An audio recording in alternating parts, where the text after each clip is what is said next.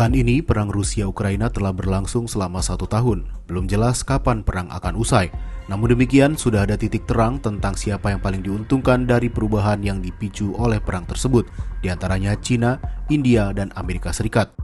Pierre Razoux, pemimpin lembaga kajian FMES di Prancis, menyebut Beijing mendapat energi dengan harga diskon dari Rusia saat Amerika Serikat dan sekutunya menolak membeli minyak, gas, hingga batu bara dari Rusia.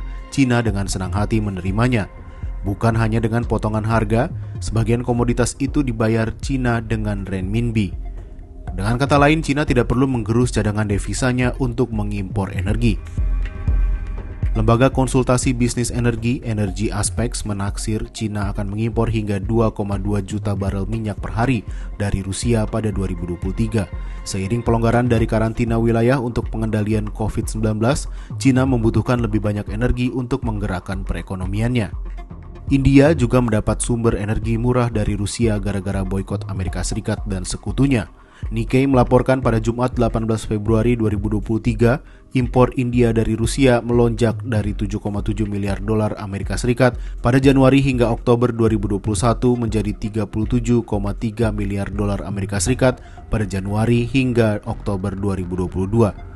Bloomberg dan Reuters melaporkan ekspor minyak Rusia ke India melesat 70% sepanjang Januari 2023. Setidaknya 6 tanker mengangkut minyak dari Rusia ke India pada Desember 2022 hingga awal Januari 2023. Lembaga konsultan bisnis Kepler menyebut India, China menjadi penyebab sanksi Amerika Serikat dan sekutunya pada komoditas energi Rusia menjadi kurang bermanfaat.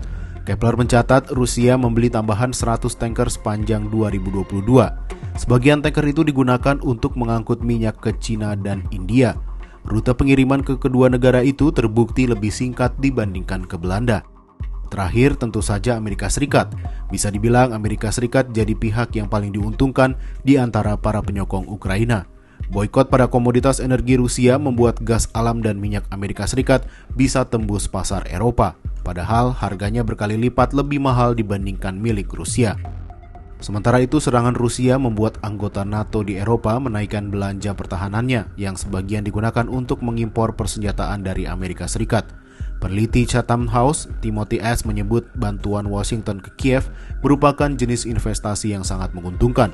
Rusia dipaksa fokus pada satu titik sehingga Amerika Serikat tidak perlu menghadapi Rusia di tempat lain. Menteri Pertahanan Amerika Serikat Lloyd Austin menyebut perang Ukraina membuat Rusia akan kesulitan menantang Amerika Serikat untuk jangka sangat panjang. Rusia akan butuh waktu bertahun-tahun untuk memulihkan militer dan perekonomiannya yang terdampak perang.